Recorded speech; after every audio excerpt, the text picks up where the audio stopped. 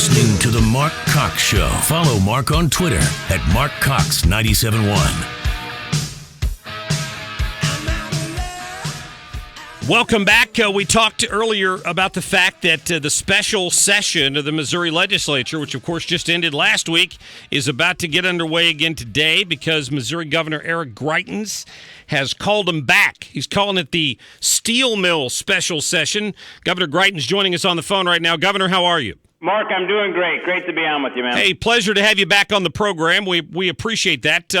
I saw your thing you posted on Facebook with your speech to the steel mill down in the Boot Heel.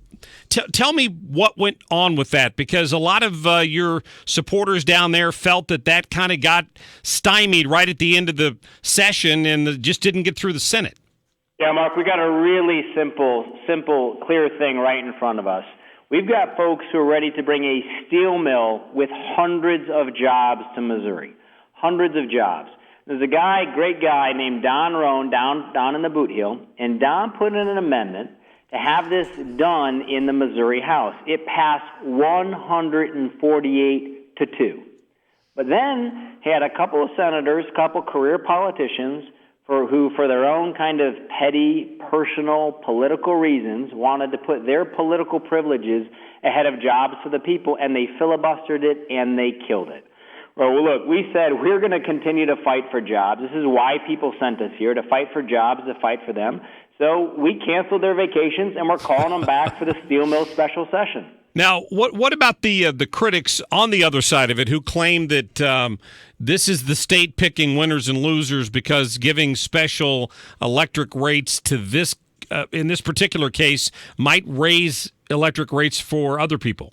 Look, you're going to have career politicians who come up with the craziest, most obscure arguments to justify their petty behavior. The fact is, this passed 148-2 in the House. And when you go down and you see what I saw, and I'd encourage your listeners, you can go out to Facebook, you can go out to the Eric Greitens Facebook page and see for yourself. 600-some people, we think it's 660 people came out. And their message was really simple in Southeast Missouri. They said, we don't want welfare. We want jobs. We want you to bring back American jobs. And this is an area in Missouri, 9 of the 10 poorest counties in Missouri are in Southeast Missouri. The 8th Congressional District down there, this is the 11th poorest congressional district in the country. But these are people who are strong, they are proud, they want strong quality jobs, and that's what we're doing. We're bringing those jobs back for people in Missouri. And in effect, just to fill people in, what this bill would do is somehow reduce utility bills for this company in return for them restarting this plant. Is that correct? What it does, it allows the utility companies to sell affordable energy to the steel mill.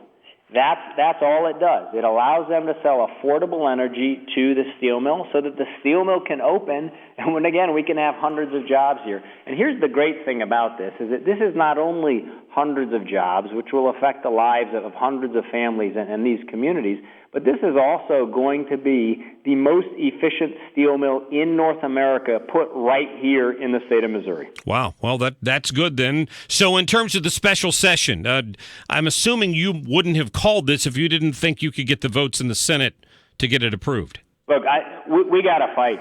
We got to fight every single day in order to get this stuff done. And yeah, are there a couple senators who absolutely will make themselves the center of attention and try and filibuster this? They will. But you know what? It's also one of the reasons why we're holding a rally here tomorrow to demonstrate that they can't keep playing these games in Jefferson City and think that they're going to get away with it. What they thought was going to happen is what's happened in the past, is that they'd play their games, they'd run out the clock, and then they thought, well, we'll go home.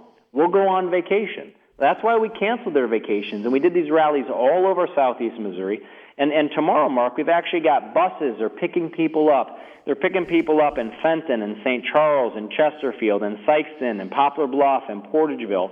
And if you go out to ericgreitens.com/bus, you'll actually see the bus schedule. And I'd encourage people who want to come out and join us in this fight. Hundreds of people are coming out and telling the politicians that they need to do their job so that the people of Missouri can go to work. That's interesting, Governor. I mean, you're kind of going outside of the Yes. beltway, so to speak. You know, I see President Trump doing that a lot too. He goes back out to the areas where he knows he has support, and he kind of speaks directly to the folks. Is that how you perceive this? Look, the way I perceive this is we are fighting every day for the people of Missouri, and the problem here, I can tell you, being up here in the state capitol for a couple months, is that you get some people who get up here and they forget the people who sent them here. They forget who they were meant to serve. And they're up here and they serve themselves, and rather than trying to win jobs, they try to score political points. Rather than standing up for people in their districts, they stand in the way of jobs. And we have got to let the people of Missouri know what's going on. And you know, when I was a Navy SEAL, whenever you had a tough mission, you had to build a great team. And our team, our strength has always been the people of the state of Missouri.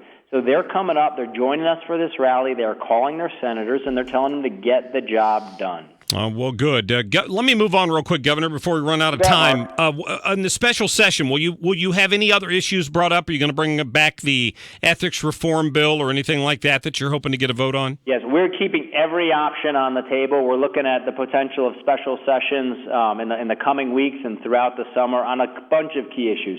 We still have work that we need to do on jobs. We still have work that needs to be done on ethics. There's still some important pro-life legislation that needs to be passed. So we keep every option on the table. And again, this is shocking a lot of the career politicians who are used to coming up here, and whether they did their job or not, they got to go home and take the whole summer off. Well, the fact is, I'm telling them, you need to do your job for the people of the state of Missouri, and we're going to make sure that they do that.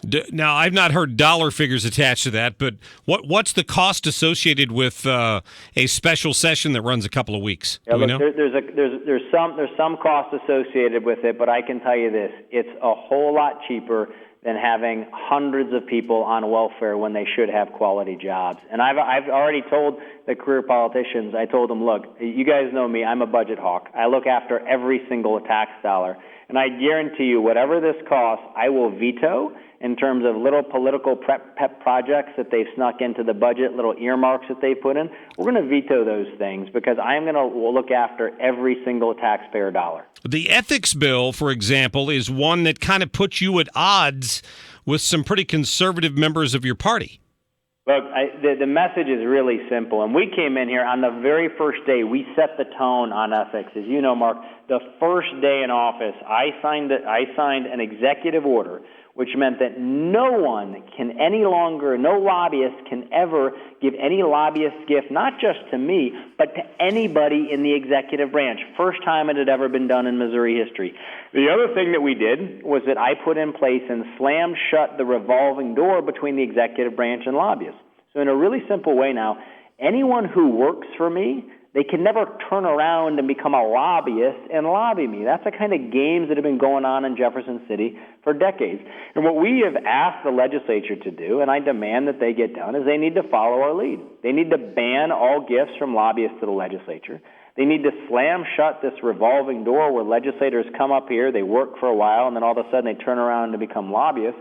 And the other thing that they need to do is put in place term limits for every statewide office holder. Look, people have been very clear about this, and we need to get this done. Interesting. Governor, one last question here. Of the bills that passed out of the House and the Senate in the last term, have you signed any of them yet? I'm interested specifically in that minimum wage preemption bill that would affect the city of St. Louis. Sure. There are, of course, a number of bills that we signed during session. You saw us sign right to work. You saw us sign some tort reform where we've taken on the trial lawyers. And as you know, Mark, there were a number of bills that kind of passed in this rush, this kind of flood towards the very end of session. Right. And what we do with every bill is I was just talking with my team about this an hour ago, about our plan. We do an extensive review of literally every word that's in every bill because we have to make sure that they're right for the people of the state of Missouri. We're doing all of those reviews of all of those bills right now. What is your position specifically on that minimum wage preemption bill? I would argue that it puts the city at a huge disadvantage. A lot of the business owners here are struggling. Yeah, look, we're obviously going to look really closely at that particular bill, but what I can tell you is if you want to lift people out of poverty, the best way to do it is for them to have a job. That's the best thing that you can do, is to expand the number of jobs that people have. 98% of people who are working full-time are out of poverty. And a lot of times what happens is if you artificially raise wages like that, you can actually kill jobs. And for a lot of people who are looking for a way into the workforce, what we actually need to be doing is making sure that we can encourage as many people into the workforce as possible. We want to have as many jobs in the state of Missouri as we can, as many people working as we possibly can. And so, but I'll look through that bill and all of those in great detail to make sure that they're right for the people of Missouri. Well, Governor Eric Greitens, we appreciate your time. Remind me one more time where people can find out more about catching a ride to Jeff City tomorrow. Absolutely, Mark. If you go to ericgreitens.com/bus, you'll be able to find out where the buses will be leaving from Fenton, from St. Charles, and Chesterfield. And if you want to drive up to the state capitol, the rally is going to take place at 3 p.m. tomorrow, Tuesday, at the state capitol. Very good. Governor Greitens, thanks for your time. Great to be on with you, Mark. Thank you, sir. Yep, take care. Governor Eric Greitens calling us from the Missouri Capitol to give us an update on this special session that's getting underway today. Sounds like he's going to keep them there for a while. A few vacations must have had to be canceled. I would imagine, what else would you do? You got to go back to work. Oh, boy.